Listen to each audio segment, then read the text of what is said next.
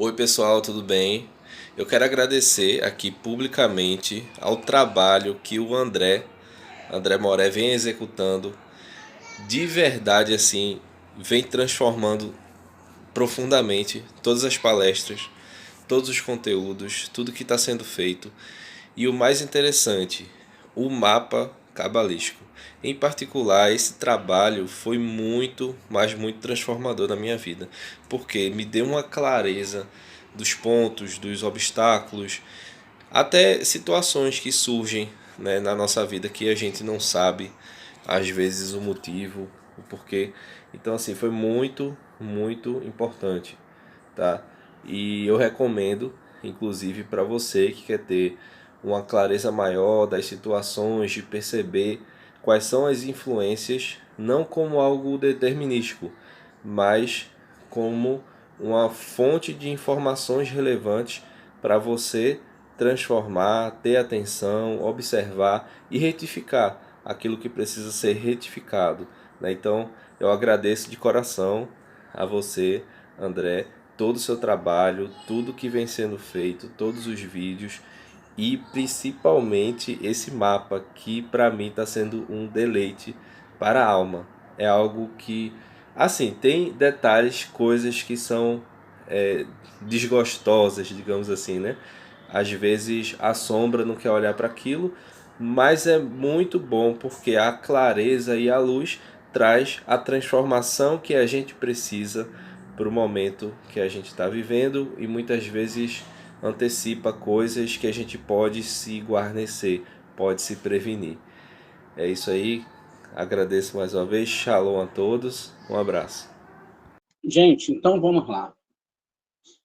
E no CF Barri vai ser perguntado por que o céu é chamado de Chamai. E aqui vai ser ensinado que Deus amassou fogo e água, e ele os combinou. Disso ele fez o princípio do seu mundo. A gente sabe que lá no início da nossa Torá tem a palavra Bereshit, então o princípio do seu mundo, não é? Que é a verdade. Então veja, ontem eu conversava com um aluno que a gente está numa matrix. O que é uma matrix? É quando os nossos pensamentos, a parte física, ela cobre a parte espiritual. Então a gente vive totalmente para o mundo físico e não vive para o mundo espiritual. Nós estamos inseridos dentro de um contexto totalmente físico e corporal. Então, está, portanto, escrito no Salmo 119, 160, que o princípio do mundo é verdade, de Hashem. Por isso é chamado de Shammai. Shammai, ó, veja, vamos ver aqui do lado aqui, ó, Sham, mais Mai, que é quando a gente tem aqui, ó, existe água, tá vendo? Então eu tenho a palavra Sham, Shin Man, e aí a gente aqui já tem 340, não é que é exatamente a primeira parte do Shema, onde a gente tem o nome Yud-Kei, Vav-Kei com Shaddai, 314 mais 26, e a palavra Mãe, né, que é uma questão que a gente vai estudar na Torá, e aqui a gente não está falando de um fogo natural e nem está falando de uma água natural, assim como quando a gente está falando do fogo, água e etc., dos elementos que existem na árvore sefirótica, eles, ainda que sejam representados por esses fenômenos ou essas criações, na verdade, nós estamos falando aqui de um fogo divino e também de uma água divina, que é tratado como masculino e feminino. Por isso que quando o Moshe olha para a sarça ardente, a gente deve observar que o Shin ele lembra uma sarça, ou seja, a árvore sefirótica, porque ela se divide, como a gente viu na aula de hebraico, em três letras, não é? O Zain, o Vav e o Yud, que representam os três patriarcas, e que também representam aspectos da própria santidade do Eterno, que é dividida entre masculino e feminino dentro da Torá. Então, a gente sabe que vai se usar a letra Vav e a letra Zain para falar de um sinal chamado Ot e dos Ot. Não é? E entre esses sinais, não se está falando de, como a gente já viu em outras aulas, de pronome demonstrativo, mas está falando da própria força divina. Sherinah é a presença de Hashem aqui no nosso mundo. Sherinah é a parte feminina, né? Chamada de Ma'in Kuvim. Ma'in Kuvim, ela está dentro do estudante de Torá e de Kabbalah, principalmente porque a Kabbalah ela te ensina a abrir mão de receber para si mesmo, enquanto que as questões referentes. Quando a gente tem a parte feminina, que é Sherinah, e nós não utilizamos a Sherinah, a verdadeira Sherinah, porque existe uma Sherinah que vai fazer você querer receber para você mesmo, que a gente vê no meio dessas forças pagãs. E essa Sherinah, ela cria na pessoa o desejo de receber tudo nesse mundo. A verdadeira Sherinah, ela te leva a estudar a Torá, e como a gente vai ver aqui no desenvolver dessa Torá, ela leva você a querer ter um conforto ou querer ter benefícios para estudar a Torá e ajudar que esses estudos cheguem a outras pessoas. Qual é a ideia disso? Né? É exatamente essa construção que a gente está fazendo aqui na nossa aula. Olha, essa construção de entender que esses aspectos descritos, né, na palavra Shammai, que está aqui embaixo, os céus, ainda que usem a alegoria dos nossos céus e da nossa terra, o conceito aqui é diferente. Muito bem. E aí continua o Zohar aqui na sua... Ele continua dizendo aqui, ó, então existe água, Shan, tá vendo? E mãe, existe água, e este mãe, fogo e água. A gente sabe que a construção aqui também é uma muito séria, porque não existe a possibilidade, né, ó, este mãe, do fogo e da água interagirem de uma forma equilibrada. Porque se existe um excesso de fogo, a água evapora. E se existe um excesso de água, apaga o fogo.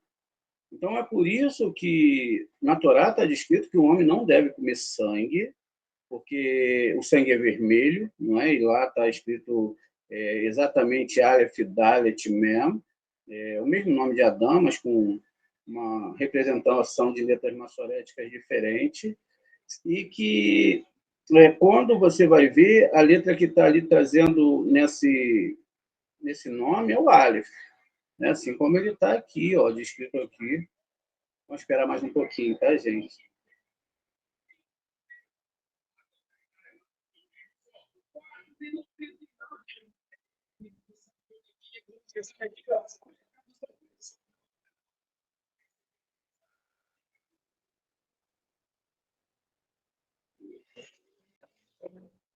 Então, vamos lá. Então, veja. Então, quando a gente tem o Aleph aqui, e a gente sabe que o Aleph, a gente vai falar dele mais vezes, então vamos até um aspecto aqui, ele representa o mundo superior e o mundo inferior, que é ligado pela letra Vav. Então, a gente tem a árvore sefirótica, não é? A gente tem a nossa árvore sefirótica aqui, vamos para o slide de baixo, logo a gente retorna. A gente tem a árvore sefirótica, e a gente vai ter aqui os mundos superiores, o Keter, e aí já no aspecto espiritual, e Rohimá, onde nós temos o Yud.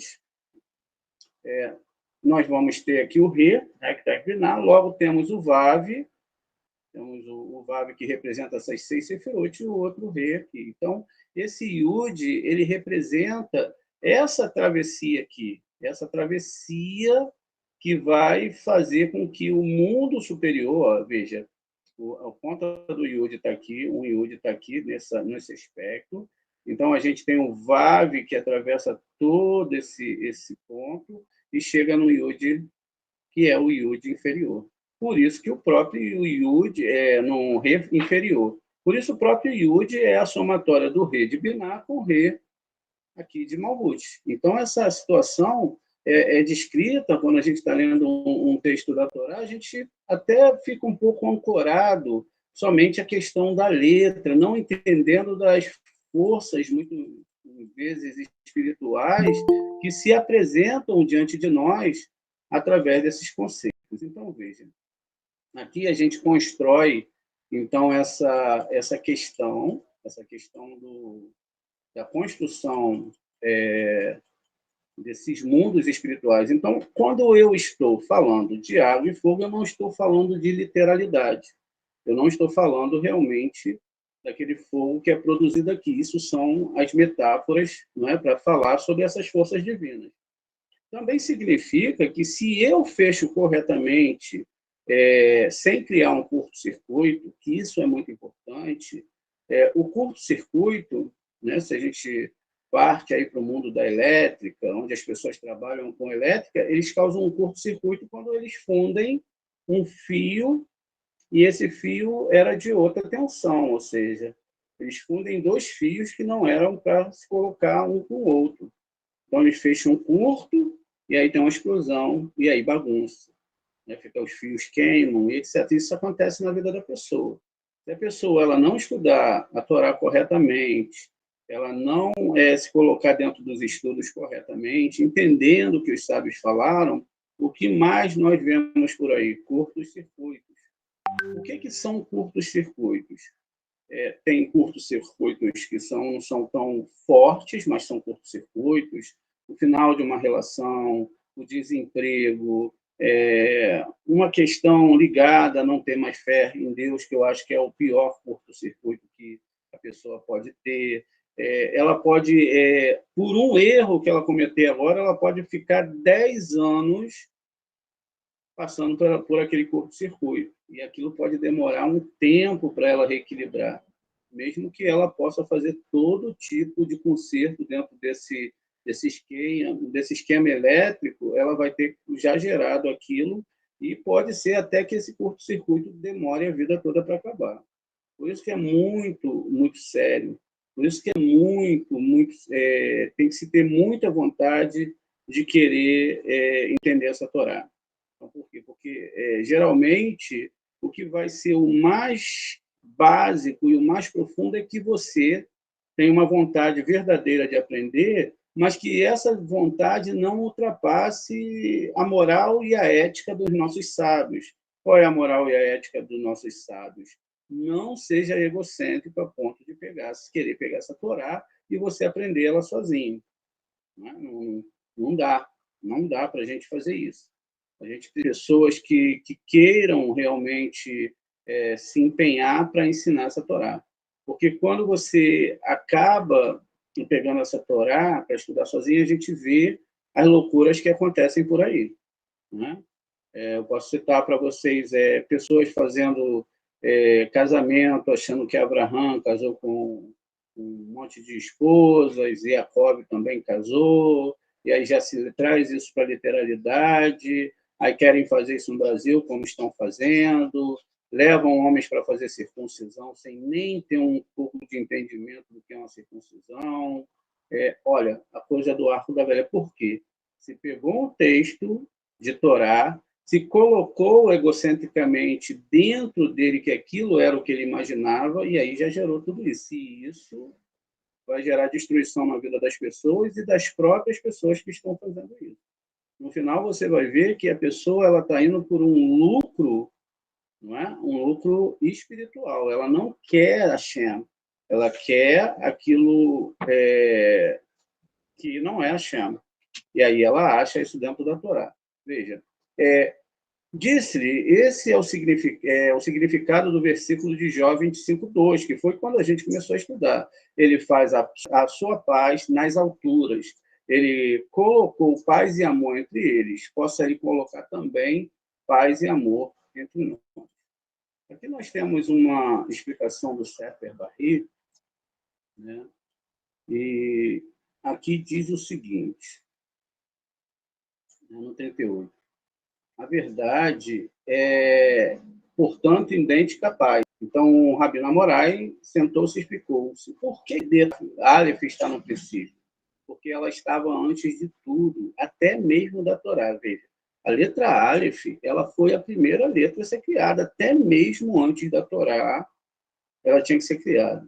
Imagine o absoluto criador. Não existia números, não existia nada que não fosse ele, uma mente, né, que designou todo o universo, e ele precisava de uma letra que não fosse ele. A gente sempre deve entender que as letras não são Hashem, né? Mas que ele representasse ele, que representasse o início desse padrão, né? E se você pega o Aleph, o que você percebe? O Aleph ele tem dois iudes, ou dois iudim no plural, e o incrível é que se você pega, ó, você tem um iudim aqui desse lado, um iudim desse lado, e tem um vav aqui no meio. Ó. Veja, essa é a construção da questão da própria Torá, da própria Kabbalah, que o Aleph foi o primeiro justamente porque, olha, se a gente usa a nossa mente aqui, a gente vê que a gente tem dois traços menores e que a gente pode facilmente fazer a letra Aleph aqui. Então, o projeto inicial da Torá foi feito pela letra Aleph. É isso que os nossos sábios estão dizendo. Muito bem. Dentro desse conceito, né, a gente é perguntado aqui pelo Sefer Barri qual o significado do versículo de Eclesiastes 7,14. Deus fez tanto um quanto o seu oposto. Né? Deus criou a desolação, burro, e colocou-a na paz. E ele criou o caos, torvo, e colocou no mal. Desolação é paz, conforme está escrito em Jó 25:2. Ele faz paz nas suas alturas. Isso vai ensinar, como a gente já viu nas aulas anteriores, isso aqui está trazendo algo que a gente já fez em outras aulas, né? Ensina sobre Miguel, que é o príncipe da direita de Deus, ou seja, a mão direita é representada por Miguel e a mão esquerda por Gabriel. Gabriel, ele é o anjo do fogo, e Gabriel, o Miguel, que é o príncipe da paz, ele é a água. Porque sempre que a gente vê águas na Torá, descrita é representação da divindade. Os anjos, diferentemente do que algumas pessoas imaginam, eles são forças que estão a serviço de Hashem. Eles estão a serviço de Hashem. Funciona como no quadro, realmente, de luz. Nós montamos o quadro, a nossa sinceridade, o nosso coração e o nosso amor por Hashem é que vai fazer com que esse quadro funcione. É por isso que a intenção é muito maior do que a ação. A ação ela pode ser feita de uma forma interessada, mas o sentimento que sai do seu coração é o que vai fazer com que Hashem ele possa perceber quem é você perante ele. Então, quando a gente vai falar com Hashem, a gente tem que estar munido, não é, desse amor.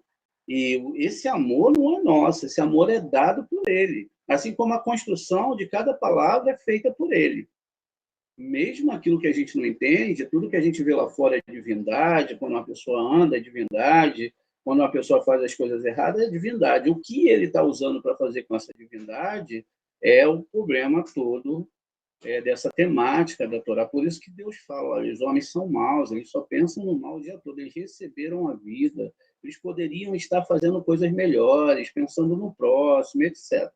Então, veja, voltando para os anjos, esses anjos, eles são estáticos. Você ativou o lado positivo, equilibrado com o lado esquerdo, então quer dizer que o anjo ele não tem outra opção a não ser te abençoar. Não existe opção contrária. Você cometeu erros, que podem ser esses erros que demoram anos ou até a vida mesmo para passar, isso quer dizer, então, que você vai viver sendo sentenciado por esses anjos. Muito bem. Eu aqui fugi um pouquinho do Sefer Barri para a gente fazer uma observação aqui em Vaikra, no 18:24. Né? E diz o seguinte aqui. Vamos ler em português. Assim a terra ficou contaminada e chamei-a para prestar contas de sua iniquidade. Veja, a palavra terra aqui, ela significa toda a humanidade, que Deus ele viu que a terra, né, ela ficou aqui contaminada, ela ficou aqui tumá, tá vendo? Essa palavra tumá, ela é usada para falar sobre essa questão, né? Aqui, vamos botar a parte central aqui, ó, vai ter que gematria 50, né? Tumá, sujeira. Nós temos o Tav aqui na frente representando a Lua e o Vav representando o Zerafim. Veja, tudo está fechado dentro de um esquema. E o homem conseguiu trazer a divindade para cá, não é? E ele conseguiu poluir a Terra. Então, o homem vai ter que prestar conta aqui, ó, da sua, né? Aqui a letra mudou, né? Já não tem um Tav, mas tem um Nun aqui, ó, que representa Neshama, e Biná também dizendo que o homem vai ter que prestar conta da sua tomada. Ou seja, aquilo que ele gerou, ele veio para cá para estudar a Torá, para consertar esse mundo, ele veio para cá e escangalhou, não é? O que acontece? Então, ele vai ter que consertar. Aqui a gente tem a palavra Hagaion, né? Que a gente vai ver mais na frente sobre essa palavra, e a gente vai ver que ela vai estar lá em Abacuque, tá bom? Mas veja, então, a terra, ela vomitou os seus habitantes. Tá vendo? Então, é isso que acontece. O que acontece toda vez que o ego ele sobe sobre todas as coisas? A pessoa não busca Hashem de todo o coração, não busca colocar Hashem em todas as coisas da sua vida, mas ela vive uma vida para os seus prazeres. Exatamente isso que está aqui. E aí, os nossos sábios vão trazer aqui uma dissertação sobre isso. Aqui no Rahaim, em Levítico 18, 25, diz o seguinte, diz aqui, né, a gente tem uma parte em hebraico, e aqui está falando exatamente sobre essa questão de ter trazido para a Terra, não é, uma sujeira, uma questão que era, não é, ruim para todo equilíbrio. E a Terra foi contaminada, ela foi suja, etc. A Torá aqui pretende dizer algo semelhante ao que lemos no Zorra, volume 3, página 53, que as ações de Israel determinaram a quantidade de espiritualidade em nosso mundo. Veja, as ações, aquilo que nós discutimos. Aquele que estuda a Torá, vai determinar a quantidade, não é, de espiritualidade em nosso mundo, tanto positiva como negativamente. Nossos sábios, em Avot 4.11, dizem que uma força espiritualmente positiva é criada com o cumprimento de cada mandamento, enquanto uma força espiritualmente negativa é criada devido a um pecado cometido. Todas essas questões da Torá, elas estão ligadas ao quanto eu amo o meu próximo, o quanto eu desejo o bem do meu próximo, o quanto eu quero construir um mundo melhor para as pessoas, em contrapartida do desejo impuro, que é o desejo de receber para mim mesmo. Então, veja, se eu pego e coloco isso dentro de um sentimento, por exemplo, olha, eu não vou seguir um mandamento onde eu não posso carregar um livro mais do que uma lei de Rabanã, não é? A gente sabe que a Torá ela é feita de 3 tipos de lei. As leis de Rabanã são as leis de Doraita são outras leis, e as leis de Minhag são outras leis. Então, as leis de Rabanã são as leis dos rabinos. Não é? As leis de Doraita, não é? São as leis das sinagogas. E as leis de Minhag são as leis que estão na Torá. Quando você pega Sefer HaMitzvot, né, que foi escrito por Rambam, o Rambam coloca lá que os sábios, os rabinos, eles quiseram fazer tanto acerca da Torá que eles ultrapassaram muito o que a Torá está dizendo. Só que na Torá tem um problema. Ela tem um problema muito sério, que ela não está dizendo só que não é para você tirar um tio, é para você também não colocar nenhum iud a mais, nem diminuir, nem aumentar. O grande outro problema que tem aqui é que a Torá ela é feita em 2 aspectos. Uma lei escrita e uma lei, não é? Uma lei que ela é divina. E aí você pode usar o Aleph como aqueles 10 mandamentos que estão lidos mais acima e aqueles 10 mandamentos que são lidos mais abaixo. Ou a gente também pode dividir isso no Rê de Biná e no Rê aqui de Malhut. Por isso que o nome é Teshuvá, não, é Teshuv e Rê. Nós devemos voltar para o mundo da alma, entendendo essa questão agora da sarça, quando o Eterno fala para Moshe, olha, tire a sandália dos seus pés, fique descalço, ele está falando para ele ir para o mundo da alma e perceber que esse mundo aqui, como eu dizia no começo, é uma matrix. Não perca muito tempo com as coisas desse mundo, porque você pode ter falta desse momento que você podia ter aprendido algo mais, ter aprendido a mexer nesse sistema elétrico para que você não causasse um curto-circuito, que vai, lógico, te trazer um sofrimento e um acerto de contas no final, podendo fazer até a pessoa perder a sua salvação, caso ela não entenda essa Torá. Porque, senão, não haveria um motivo de ter duas Torás, ou duas Torotes, no plural. Então, veja, é dentro desse aspecto que nós temos que entender. Isso quer dizer que, se eu conhecia a Torá oral, que era falada para mim sobre toda essa argumentação de faça isso, faça aquilo, coloque, com o tempo eu descubro que essa argumentação não chega ao nível de Torá. E aí é que entra o problema. Se a Torá ela realmente fala dessas 613 leis, e essas 613 leis não são leis, são luzes na alma ou desejo de receber para mim mesmo, quer dizer, então, que eu passei um longo tempo não entendendo a Torá.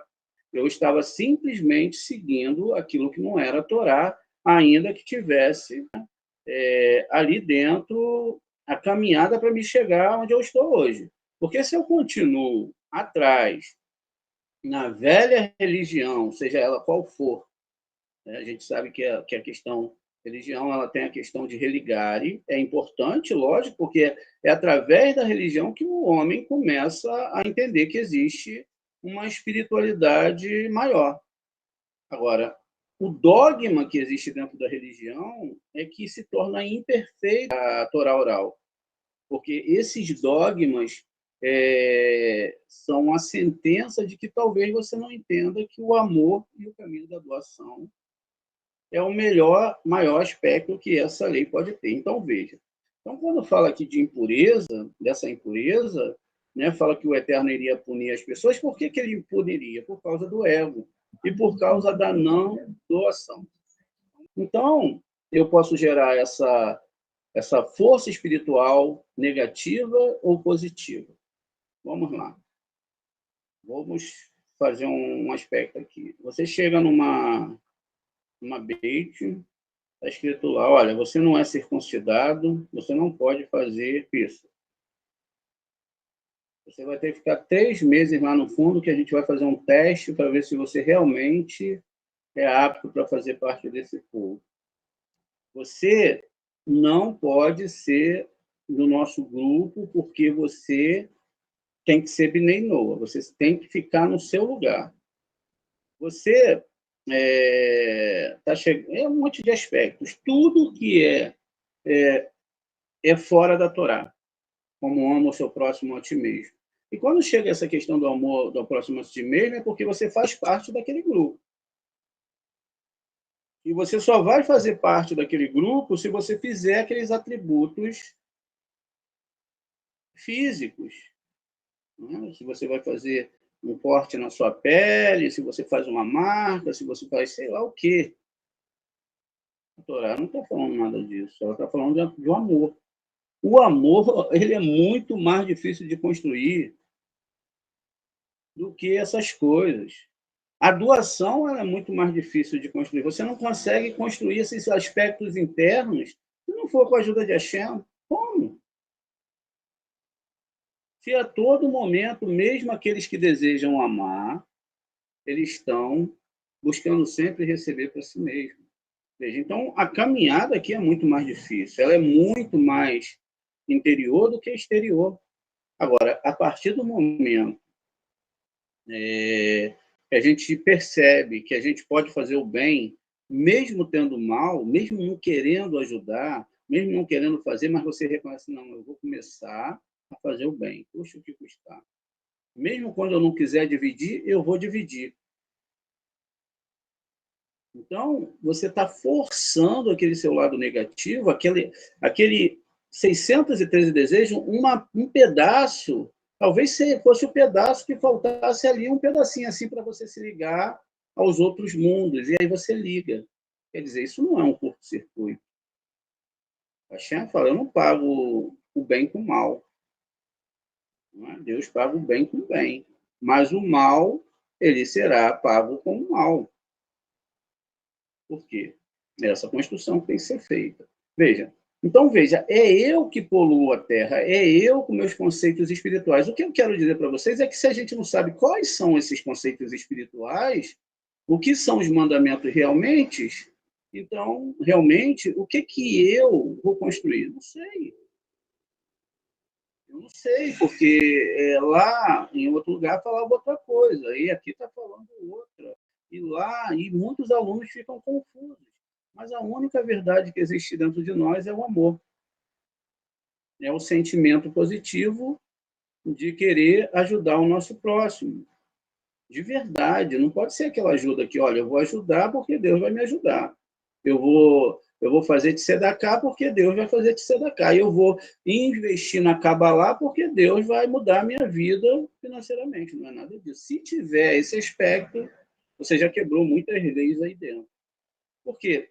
Eu, sinceramente, eu não entendo como as pessoas podem imaginar que tudo que está na mão dela não foi a Hashem que deu para ela.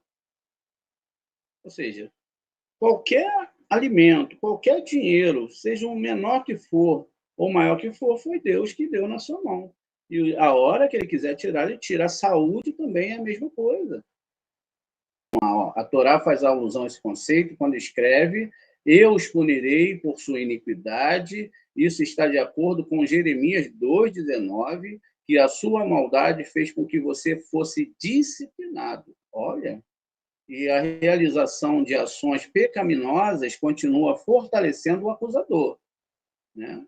E contra nós, na corte celestial, o homem será pago de acordo com as suas ações. E no capítulo 1 de Também Devorar, ou Tomer Devorar, da Mareira de Débora, descreve esse pagamento como a criação de um anjo destrutivo. Ou seja, cada vez que eu sou ignorante, toda vez que eu faço mal, toda vez que eu sou julgador das pessoas, a gente vai ver isso ainda nessa aula, ou agora ou mais tarde, eu estou criando dentro de mim, e para mim, um anjo destrutivo. E, no devido tempo, retribuirá o pecado que o criou, o pecador que o criou. Ele vai retribuir o pecador que o criou. Este anjo perde potência na proporção direta das aflições experimentadas por sua vítima. Ou seja, conforme ele vai te golpeando, ele vai perdendo força, porque o pecado vai sendo sanado através desse castigo, né? De modo que, uma vez que a vítima tenha experimentado a dor suficiente, o anjo expira por si mesmo, ele não existe mais, né? Ele só veio ali para aquilo, ele foi gerado pela própria pessoa. Deus lida com todos de forma absolutamente justa. Quando ele fala todos, ele está falando todos os seres humanos dessa terra, tratando cada pessoa individualmente. Então, o significado aqui de vaefeked, aove, é que o pecado em si e os seus efeitos incidem sobre o pecador, né? Aqui ele diz que ele já explicou porque a Torá usa o singular. De acordo com a nossa abordagem, é possível que vários anjos destrutivos que o homem cria devido aos seus pecados sejam ativados um de cada vez e não simultaneamente. E é por isso que a Torá descreve o pecado no singular, como está lá em cima. Veja, cada ser humano, ele é uma árvore sefirótica. E se ele não entende o poder do amor, o poder do perdão, o poder de querer estudar essa Torá, não por um aspecto de recepção, mas de doação, então ele não vai conseguir entender o que realmente é essa Torá. Ele sai desse aspecto, entra em aspectos que não são de Deus, porque Deus é doação, ele não é recepção. O Eterno, ele não precisa receber nada de nós. A única coisa que ele precisa é que nós estejamos em doação, e que e a gente vai entender isso mais abaixo, e que nós possamos avançar nesse desejo de amor.